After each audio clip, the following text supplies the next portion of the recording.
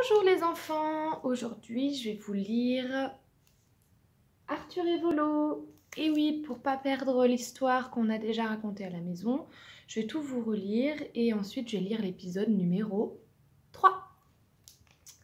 Arthur et Volo, Arthur et son nouvel ami. Texte Sylvie Fournout, donc ça veut dire que c'est l'auteur. Illustration Ewen Blaine, donc c'est l'illustrateur, c'est celui qui a dessiné tous les dessins du livre, comme la couverture.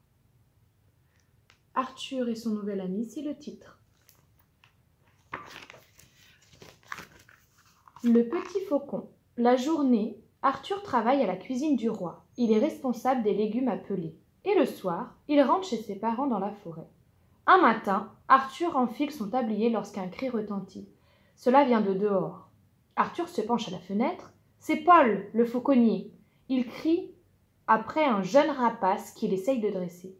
« Recommence !» hurle Paul avant de placer un petit bout de viande sur son poing. « Viens chercher !» L'oiseau s'élance et fait un grand tour pour revenir vers le poing de Paul. « Raté !»« Tu n'es bon à rien !» s'énerve Paul. Arthur est si en colère contre le fauconnier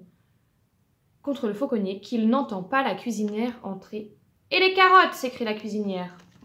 Arthur sursaute. « Mon Dieu, les carottes, je les ai complètement oubliées. Vite !» Il attrape le panier et il fonce au jardin. « Vite, vite !» Il arrache 2 rangées de carottes. 5 minutes plus tard, Arthur retraverse la basse-cour en criant « Place ! Laissez passer les carottes du roi !» En moins de 5 minutes, il est de retour à la cuisine. « Et les salades, tu as rapporté les salades ?»« Que je suis bête, dit Arthur en se frappant le front.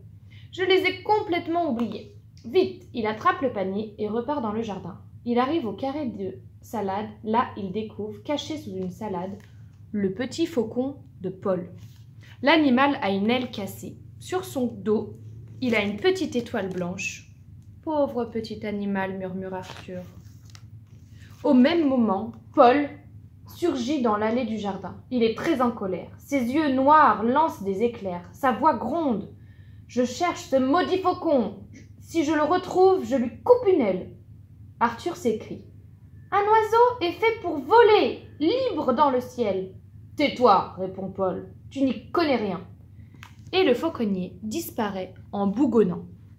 Arthur cache le petit faucon dans son panier. Fin de l'épisode numéro 1. Je coupe pour que la vidéo soit moins longue et après vous pourrez lire la vidéo épisode numéro 2.